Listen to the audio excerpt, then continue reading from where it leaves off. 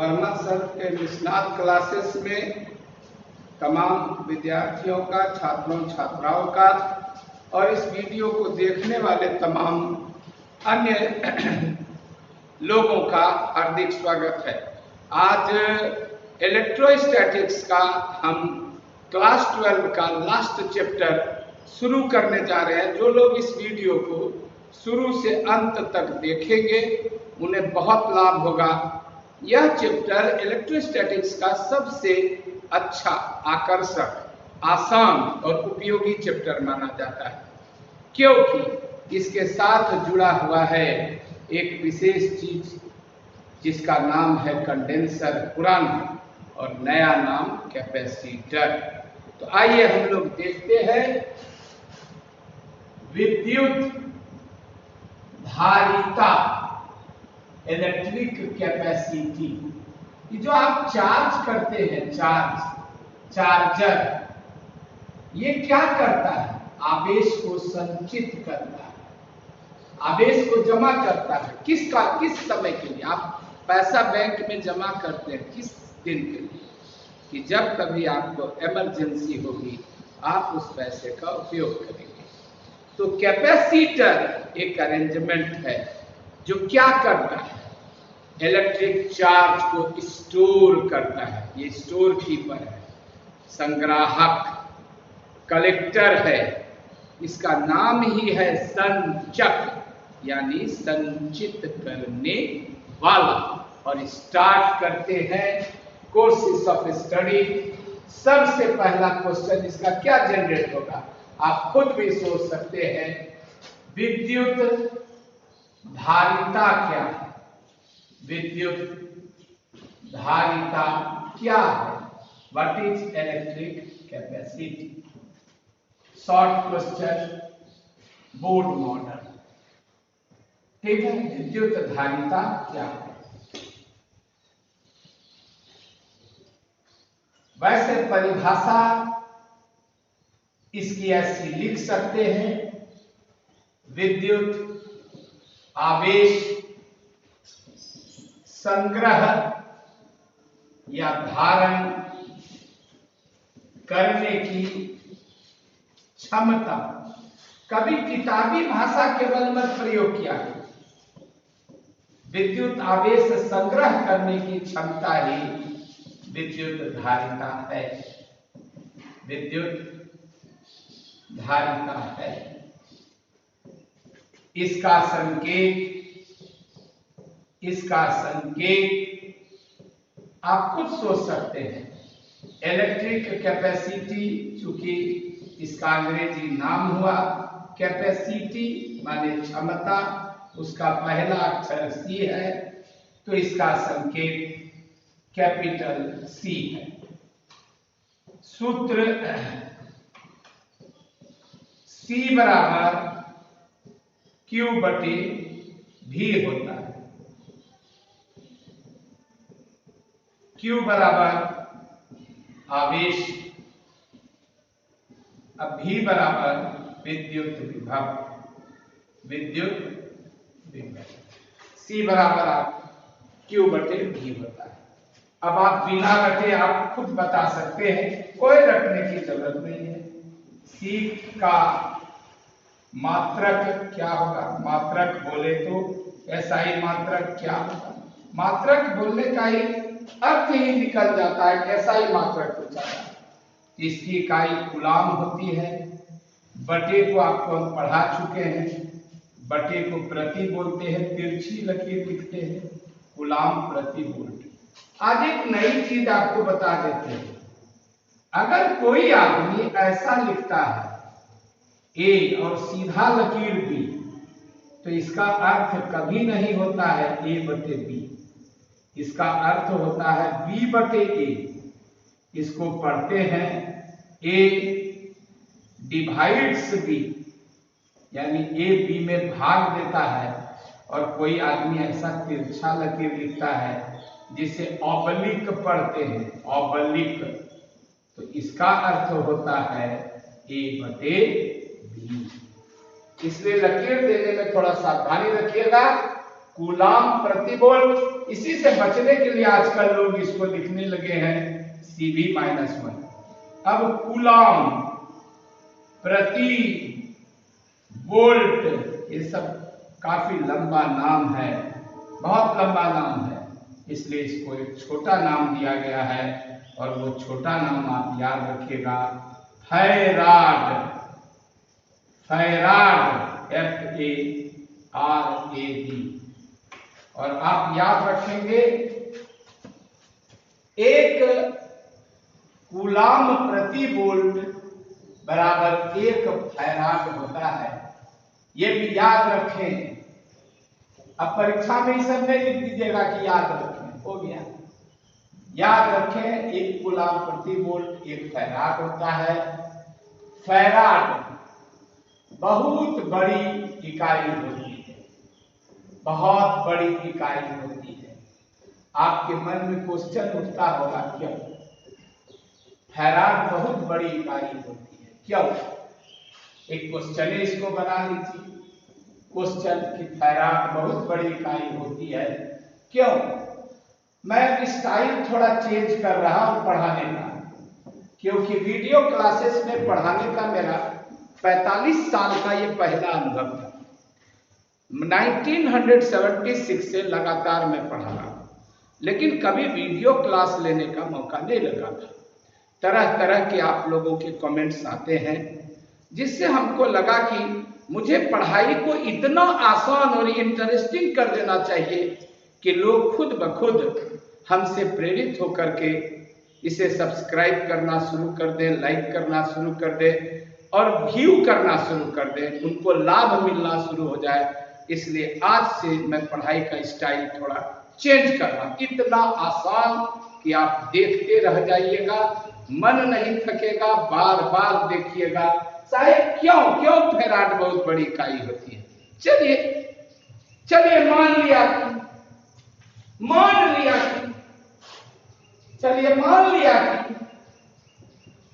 लिया कि एक गोलीय चालक, नाम कुछ रख दीजिए, ABC, त्रिज्या बड़ी R की धारिता 1 फैराड है। चूंकि अभी तुरंत आप सूत्र पढ़ें, चूंकि C बराबर Q/T, तो अगर इसे 1 कूलाम रखेंगे और इसे 1 वोल्ट रखेंगे तो धारिता ऑटोमेटिक क्या हो जाएगी? 1 फैराड। यानी हमको 1 कूलाम आवेश देने पर विभव कितना होना चाहिए? 1 वोल्ट होना चाहिए। ये हमको ध्यान रखना है कि इतना बड़ा गोलीय चालक लेना है, इतना बड़ा गोलीय चालक लेना है। गोलीय चालक, यस सर, तुमको हम 1 कूलाम आवेश देंगे बेटा, ठीक है चाचा, 1 कूलाम, तुम अपना वोल्ट 1 वोल्ट कर लेना, ठीक है चाचा, ठीक है। बताओ तो तुम्हारी त्रिज्या क्या होगी? ए चाचा याद करिए ना, V बराबर क्या होता है? V बराबर होता है Q/4πε0 × R होता है। अगर त्रिज्या बड़ी R है तो बड़ी R हो जाएगा, होता है ना चाचा? होता ही है।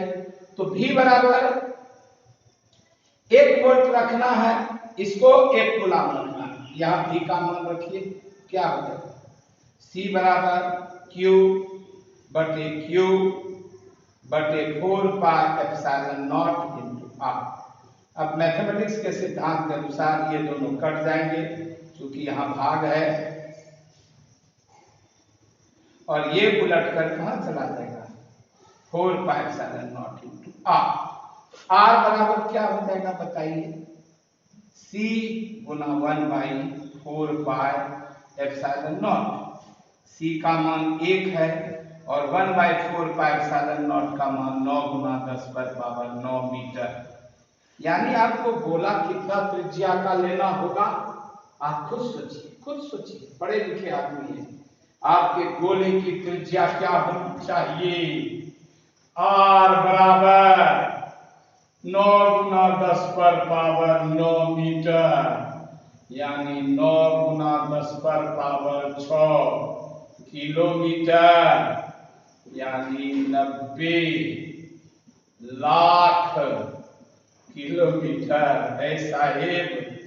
पृथ्वी की त्रिज्या 6,400 किलोमीटर होती है पृथ्वी की।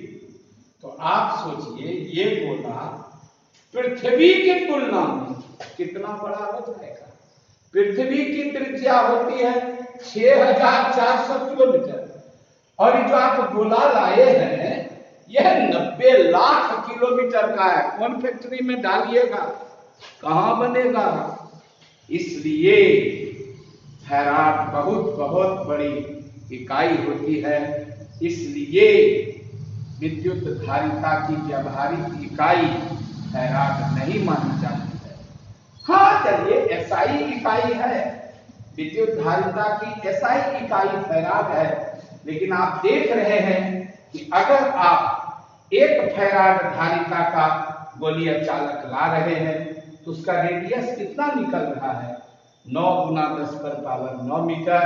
यानी अब आप यहाँ आ जाइए, इस जगह यहाँ स्टार बना देते हैं ताकि आप जब कभी वीडियो देखिए आपको नजर आ जाए कि इसके बाद वर्मा सर यहाँ पहुंचे हैं। और आप देख रहे हैं कि आपका गोला 90 लाख किलोमीटर का हो रहा है, जिसे बनाना लगभग असंभव कार्य है। यही कारण है कि विद्युत धारिता की इकाई फैराड नहीं होती है। अब रहा सवाल कि विद्युत धारिता की बीमा क्या होती है भाई। विद्युत धारिता की बीमा अगर ऑब्जेक्टिव टाइप क्वेश्चन पूछ ले कि ऐसा है, सी की इकाई तो निकाल दिए, सी की बीमा बताओ, तो फटाक लिखिएगा सी की बीमा निकालो। तुरंत निकालता हूं सर, सी की बीमा निकालो। तीसरा क्वेश्चन चलने लगा, सी की बीमा निकालो, तुरंत निकाल देता हूं सर, थोड़ा सा इंतजार करिए। चूंकि सी बराबर क्यू बटे भी, और क्यू जो है वो आवेश है, और वो आवेश बराबर विद्युत धारा गुना समय, और भी जो वोल्ट है वो है आवेश को लाने में किया गया कार्य, W बटे डेल्टा क्यू। तो ये जब ऊपर चला जाएगा तो डेल्टा क्यू गुना आई गुना टी बटे W, और डेल्टा क्यू भी तो फिर हो जाएगा आई गुना टी गुना आई गुना टी बटे W। अब चलिए सी की बीमा लिखिए, तो आई बड़ी टी, फिर आई, फिर बड़ी टी, और M L square T minus 2।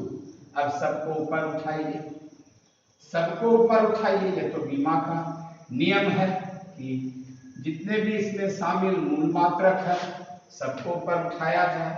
चलिए साहेब ऊपर उठिए, -1 एल -2 टी +2, और यहाँ का टी और T into T square into I square, ये दोनों मिलकर हो गया m-1 l-2 t पर पावर 4 आई स्क्वायर।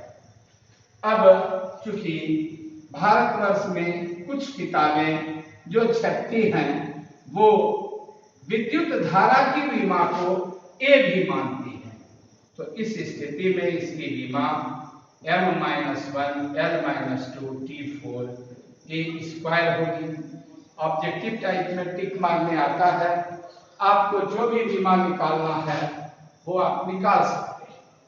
इस तरह से अब हम पढ़ाएंगे तो आपको सब चीज बहुत आसान लगेगा, और जब हम दोहरा करके आप क्लासरूम में आइएगा, जब भी कोरोना संकट के बादल कटेंगे और आप यहाँ आइएगा तो कसम से आपको बहुत मजा आने लगेगा, क्योंकि सारा चीज पढ़ा हुआ रहेगा। My dear student, question number 4 कि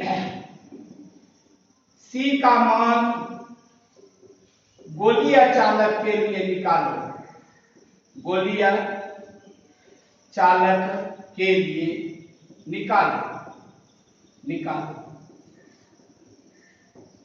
आंसर, मान लिया कि कैपिटल आर त्रिज्या के गोलीय चालक को Q कूलाम आवेश देने पर उसका विभव V वोल्ट है, तो उसकी धारिता C बराबर Q बटे V, चूंकि V बराबर Q by 4 pi epsilon not into R, समीकरण 2। इसलिए समीकरण 1 एंड समीकरण 2 से C बराबर Q बटे 4 पाई एप्सिलॉन नॉट R। कमजोर विद्यार्थी को समझने के लिए Q भाग Q बटे 4 pi epsilon not into R, जब इसको गुना में बदलेंगे Q Guna 4 pi epsilon not into R बटे Q कैंसिल हो गया, तो C बराबर क्या निकला, 4 pi epsilon not into R। अभी पिछले क्वेश्चन में अभी तुरंत यही चीज निकाले हैं, ये हो गई इसकी धारिता।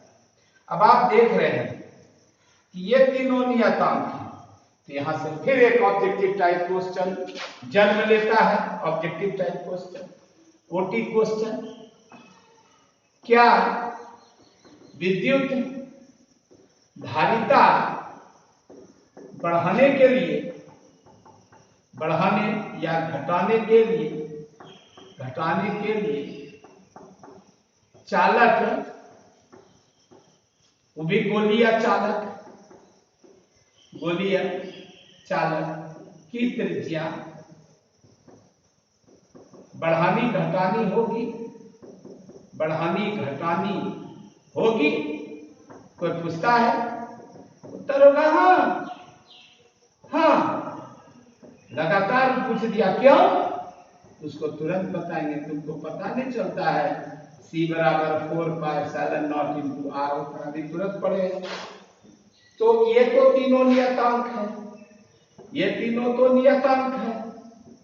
और जब नियतांक बराबर के चिन्ह के साथ घुलता है तो C समानुपाती R होता है। अब फिर ओटी देखिए, त्रिज्या दूनी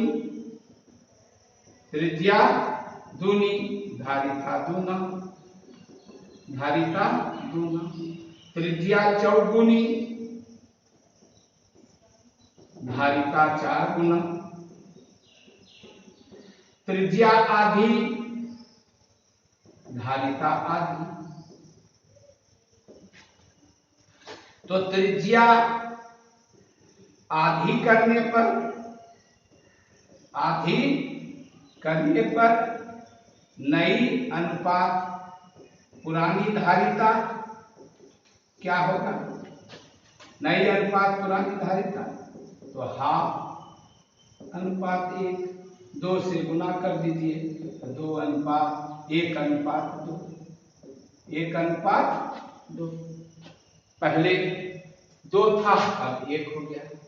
इसमें 2 से गुना करिए, तो यहाँ भी करना होगा अनुपात समानुपात के नियम से, तो हाफ अनुपात 1 रहे या 1:2 रहे, टिक मारिए। अब त्रिज्या दूना करने पर नई अनुपात पुरानी 2:1। जो यहीं पर क्वेश्चन बदल के कह दिया पुरानी अनुपात नई, तो फिर हो जाएगा 1:2। यानी हमेशा ये सब तरह का क्वेश्चन करने में एक सूत्र आप याद रखें, C1 बटे C2 बराबर R1 बटे R2। और जब कभी भी कहा जाए कि दुगना किया गया, चरगुना किया गया, तो इसी सूत्र का उपयोग करें और क्वेश्चन को हल करें। कुछ ही सेकंड में हम फिर। माय डियर स्टूडेंट, मान लीजिए अगला क्वेश्चन है, धारिता के पदों में, धारिता के पदों में आपेक्षिक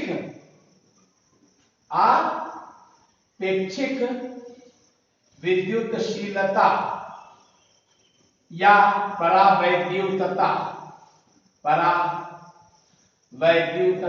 या परावैद्युतांक, जो कुछ सब पर्यायवाची है, आपेक्षिक विद्युतशीलता की परिभाषा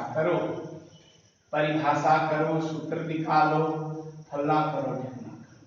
आंसर, माना कि r त्रिज्या का गोला हवा में है, उस पर q कूलाम आवेश है, उसकी धारिता C बराबर 4 pi epsilon not into r होगी। अभी तुरंत प्रूफ किए। एक गोले, यस बॉस, कहाँ हो, हवा में, कितना आवेश है, q कूलाम, कैपेसिटी कितनी है, चलो तुमको हम एक ऐसे माध्यम में रख देते हैं जिसका परावैद्युतांक, आपेक्षिक परावैद्युतांक एप्सिलॉन r, यहाँ तो हवा है, तो हवा में तो एप्सिलॉन r बराबर 1 होता है। अन्य माध्यम में C डैश बराबर 4 pi epsilon not epsilon r into r होगा। क्लियर? इसलिए C डैश बटे C 4 pi epsilon not epsilon r into r by 4 pi epsilon not into r। अब जो कैंसिल होता है उसे कैंसिल करें, आप तीनों जाइए, आप भी जाइए और एप्सिलॉन r निकल आइए।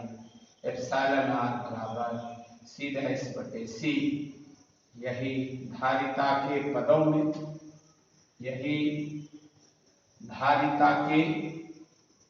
पदों में, आपेक्षिक विद्युतशीलता का सूत्र है, आपेक्षिक विद्युतशीलता का सूत्र है। माय डियर स्टूडेंट्स, गौर से देखिए, इस धारिता की इकाई फैराड, इसकी भी इकाई फैराड बटे फैराड, खत्म। यही कारण है कि इसकी कोई इकाई नहीं होती है, इसकी कोई बीमा नहीं होती है, यह मात्रकहीन है, बीमाहीन है। इसे हंसी मजाक में मैं कर्महीन कहता हूं, परंतु बड़ा काम का है। माय डियर स्टूडेंट्स, एक चीज गौर करिएगा, तो चूंकि एक चीज फिर ऑब्जेक्टिव टाइप क्वेश्चन देखिए, चूंकि C डैश बराबर 4 pi epsilon not epsilon r into r होता है। यदि हम गोला का त्रिज्या फिक्स कर दें, इसको फिक्स कर दें, कसम खा लें कि इसको नहीं बदलेंगे। अब 4 पाई एप्सिलॉन नॉट तो जन्मजात नियतांक है, इसको नहीं बदलेंगे तो C डैश समानुपाती हो जाएगा एप्सिलॉन r की। नहीं, तो अब आप ही सोचिए, ऑब्जेक्टिव टाइप क्वेश्चन के लिए हवा में एप्सिलॉन r1 और अवरक में 6, अब पानी में 81। तब आप ही बताइए, अब धातु में, लोहा में, धातु में अनंत। आप ही बताइए, बोलिए, चालक को हवा की जगह, पानी में रखने पर धारिता बढ़ेगी या घटेगी? आप ही बताइए, पढ़ा लिखा लड़का है तो आराम से बता सकते हैं कि जब एप्सिलॉन r 81 गुना बढ़ गया तो धारिता भी 81 गुना बढ़ेगी भाई, 81 गुनी बढ़ेगी। और अगर धातु में डुबा दे तब अनंत गुनी बढ़ जाएगी। यही कारण है डियर स्टूडेंट्स कि पानी भीगे हुए हाथ से जब कभी आप कोई करंट के तार को छूते हैं तो नानी याद करा देता है, क्योंकि उसकी चार्ज लेने की क्षमता बहुत बढ़ जाती है। और कहीं लोहा का खोल पहन के तार में सट गए तो श्यामा रामचंद्र की जय, वहीं अल्लाह अकबर पढ़ने लगिएगा और वहीं फातिहा पढ़ा जाएगा, स्याह पर रामचंद्र की जय हो जाएगा। इसलिए ऐसे प्रश्नों को याद रखिएगा। अब यहाँ से फिर एक प्रश्न जमता है कि अगर आपको किसी चालक की धारिता बढ़ानी है तो क्या क्या कर सकते हैं? उसका आकार बढ़ा देंगे, लेकिन कितना बढ़ाइएगा साहब? आप तो देख ही रहे हैं, 1 फैराड धारिता के लिए 90 लाख किलोमीटर रेडियस का गोला चाहिए। तो परावैद्युतांक बढ़ा देंगे। परावैद्युतांक बढ़ाइएगा, इलेक्ट्रिफिकेशन का झटका होगा, एप्सिलॉन r बढ़ेगा। तो अब क्या करें? वैज्ञानिक बहुत दिनों तक सोचता रहा कि क्या कोई ऐसा उपाय है कि चालक को बिना छुए, बिना टच किए हम उसकी धारिता बढ़ा दे। इस पर एक कहानी याद आती है अकबर बीरबल की कि एक बार अकबर ने कहा अपने सारे दरबारी को कि क्या तुम इस लकीर को बिना छुए, बिना टच किए, बिना कुछ किए छोटा कर सकते हो? जो हमेशा बीरबल से चिढ़ते रहते हो, हमेशा उसका मजाक उड़ाते रहते हो कि आप बीरबल को बहुत मानते हैं, वो जो है वही खाली बुद्धिमान है, तो लो इसको छोटा कर दो। सारे दरबारी 7 दिनों तक दिमाग लगाते रहे और सोचते रहे कि अरे इसको छुएंगे न तो छोटा कैसे हो जाएगा। बीरबल कहीं बाहर गया था, बीरबल आया, महाराज ने कहा बीरबल आज तुम भी इसका जवाब नहीं दे सकोगे, 7 दिन से सभी लोग परेशान हैं, मेरे दिमाग में आया है कि इस लकीर को बिना छुए, बिना टच किए, बिना कुछ किए छोटा कर दो। बीरबल मुस्कुराता हुआ गया और बगल में एक बड़ी लाइन खींच दी, कहा देखिए शायद छोटा हो गया। तो आप देखिएगा मेरे नेक्स्ट वीडियो क्लास में कि हम किसी चालक को छुएंगे नहीं, टच नहीं करेंगे और उसकी कैपेसिटी को कई गुना बढ़ा देंगे, कई गुना। और इसी चीज का नाम, पुराना नाम था संधारित्र, कंडेंसर, और नया नाम है संचक्र, कैपेसिटर। और इंटर में ये सबसे इंपॉर्टेंट क्वेश्चन के रूप में जाना जाता है। इंतजार करिए हमारे नेक्स्ट वीडियो क्लास का और देखते रहिए, सब्सक्राइब करिए, लाइक करिए, कमेंट करिए और हमारे वीडियो के लाभ को जन जन तक पहुंचाने में हमारी मदद करें। कृपया आपके जो जान पहचान के लोग हैं उन्हें इस वीडियो को लाइक करने के लिए उत्साहित करें। आप भी खुद लाइक करें, सब्सक्राइब करें। Thank you very much.